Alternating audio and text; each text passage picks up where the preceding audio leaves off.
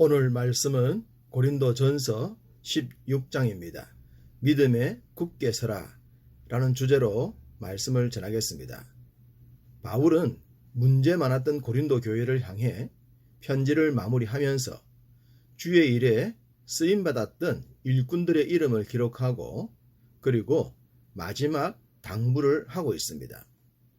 무엇보다 바울은 로마서, 골로새서 등의 서신서 마지막에도 동역자들의 이름을 기록했었죠.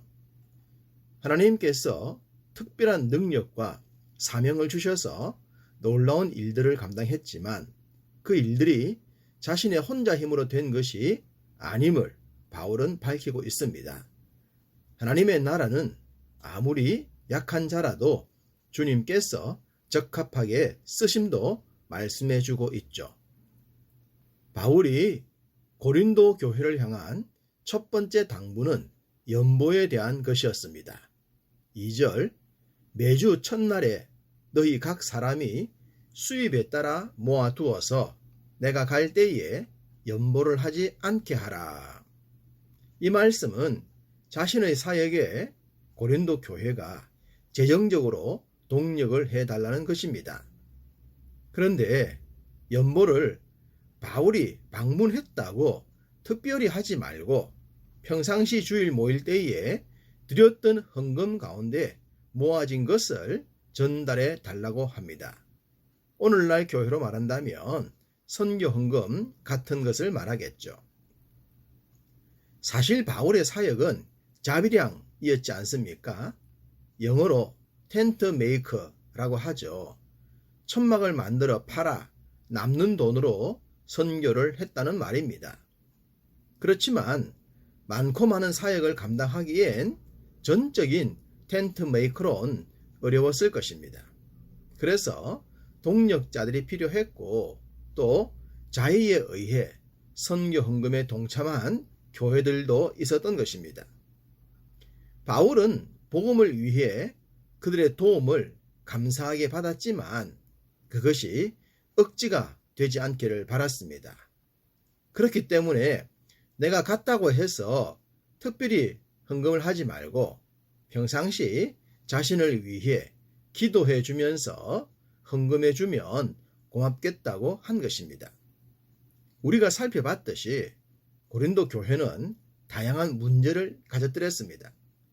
그렇지만 그렇다고 해서 교회가 해야 할 영혼 구원에 예외가 될 수는 없는 것이죠. 그래서 바울은 고린도 교회를 책망하고 가르치면서도 거룩한 일에 힘써 동참하게 한 것입니다. 그것이 문제를 지적하는 것으로 끝나는 것이 아니라 문제 해결의 지혜이기도 합니다. 바울이 이 이야기를 했을 때는 바울이 고린도 교회를 방문할 계획을 가지고 있었던 때입니다. 그러니 자연스럽게 자신이 직접 연보를 가지고 갈 수도 있지 않았겠습니까? 그렇지만 혹시라도 오해가 생길 수 있었기 때문에 그런 일이 없도록 조처를 취합니다. 3절, 내가 이를 때에 너희가 인정한 사람에게 편지를 주어 너희의 은혜를 예루살렘으로 가지고 가게 하리니. 바울의 관심은 오직 복음에 있었습니다. 그래서 선한 목적으로 한 헌금에 대한 작은 오해도 생기지 않았으면 했던 것입니다. 아무것도 아닌 것이 사람들의 입에 오르내리는 순간 큰 문제로 확대되는 것을 우리는 어렵지 않게 볼 수 있습니다. 그러니 지도자들은 재정과 관련하여 오해가 생기지 않도록 더욱 조심해야 할 것입니다. 바울의 두 번째 요청은 고린도 교회가 바울이 지속적으로 선교를 할 수 있도록 거점 역할을 해달라는 것입니다. 6절, 혹 너희와 함께 머물며 겨울을 지낼 뜻도 하니 이는 너희가 나를 내가 갈 곳으로 보내어 주게 하려 함이라. 이 말씀은 내가 머무는 동안 보살펴 주고 또 다른 지역으로 떠날 때에 필요한 것을 제공해 주었으면 좋겠다는 말입니다.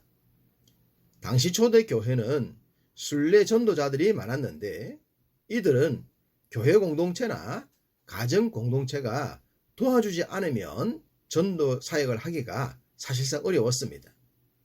가정 공동체로는 브리스길라와 아굴라 부부가 이 일을 잘했다고 하지 않았습니까? 재워주고 먹여주고 채워주는 일이 말처럼 쉬운 것이 아닙니다. 그렇기 때문에 이런 일도 큰 사역에 해당했던 것입니다. 감사하게도 고린도 교회는 바울을 힘써 도웁니다. 그래서 고린도 교회에 약 3개월을 머무르면서 로마서를 집필하는 열매를 가져오게 되죠. 바울이 로마 선교에 대한 원대한 비전을 품고 보냈던 로마서가 문제 많은 고린도 교회에서 집필되었다는 것은 신기하지 않습니까? 참고로 사도행전 20장 1절부터 3절에 헬라, 즉 고린도 지역에 머물렀다고 했는데 이 기간이 바로 로마서를 집필한 기간으로 봅니다. 만약 바울이 고린도 교회에게 이런 도움을 요청하지 않았다면 이 영광스러운 일이 고린도 교회에서 이루어지지 않았을 것입니다. 그러니 때로 부담이 되고 또 감당하기에 부족함이 있는 것처럼 보이더라도 하나님 나라를 위한다면 결단과 결심이 있어야 할 줄로 믿습니다. 그 일이 훗날 영광스러운 열매로 나타날 것이기 때문입니다. 고린도 교회를 향한 바울의 마지막 요청은 디모데와 아볼로를 고린도 교회에 보낼 수 있게 해달라는 것입니다. 바울은 자신이 전도한 지역을 디모데가 이어서 맡을 수 있도록 했는데 고린도 교회도 그러했던 겁니다. 바울의 사역은 특성상 한 지역에 오랫동안 머물 수 없었습니다. 그렇기 때문에 자신의 사역을 이어줄 후임자가 필요했던 것이죠. 이 일을 어떤 후임자가 맡아서 오더라도 자신처럼 대해달라는 것입니다. 그래서 디모데와 아볼로를 추천했고 감사함으로 섬겨주면 좋겠다고 한 것입니다. 이러한 당부를 하면서 13절에 깨어 믿음에 굳게 서서 남자답게 강건하라고 합니다. 신앙생활을 잘 하려면 깨어 있어야 되고 흔들리지 않는 강건함이 필요합니다. 이미 바울은 15장 58절에서 경고하며 흔들리지 말며 주의 일에 더욱 힘쓰는 자들이 되라고 했습니다. 어느 시대를 섬기든 믿음의 사람들은 동일해야 합니다. 깨어 있어야 하며 믿음에 굳게 서야 하며 경고하여 흔들리지 않아야 합니다. 당시엔 남자답게라고 했겠지만 지금은 누구라도 믿음의 사람답게 그러해야 하는 것입니다. 고린도 전서의 마지막엔 말씀에 적합하게 살았던 자들의 이름을 기록하고 있습니다. 먼저 스데바나의 집으로 아가야의 첫 번째 열매입니다. 여기서 아가야는 지형적으로 아덴을 말합니다. 아덴의 전도 결과를 사도행전 17장 34절에 몇 사람이 그를 가까이하여 믿으니 라고 했습니다. 비록 많은 사람을 전도하지 못했지만 스데바나라는 큰 열매가 생겼습니다. 특별히 스데바나의 집이라고 했으니 한두 사람을 전도한 것이 아니었죠.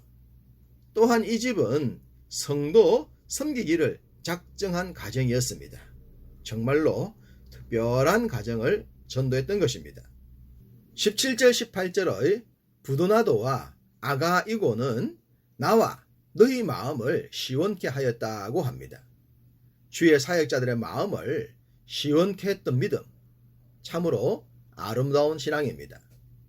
잠언 25장 13절에 충성된 사자는 그를 보낸 이에게 마치 추수하는 날에 얼음 냉수 같아서 능히 그 주인의 마음을 시원하게 하느니라. 하나님 나라를 위해 주의 몸된 교회를 위해 여러분 모두 이런 자들 되시기를 축복합니다. 또 한 가정은 19절에 아굴라와 브리스가와 그 집에 있는 교회입니다. 이 가정은 너무 많은 강조를 했기 때문에 굳이 거론할 필요가 없을 정도입니다. 이렇게 굳이 말을 하지 않아도 될 정도로 주님 나라에 헌신할 수 있다면 그 삶의 전부는 주의 복으로 충만할 줄 믿습니다. 시대마다 사람마다 쓰임은 다릅니다. 그러므로 여러분 모두 각자 부르심을 받은 대로 결심하고 결단한 대로 드려지셔서 성경에 기록된 믿음의 사람들처럼 하나님께 드려지시기를 주님의 이름으로 축복합니다.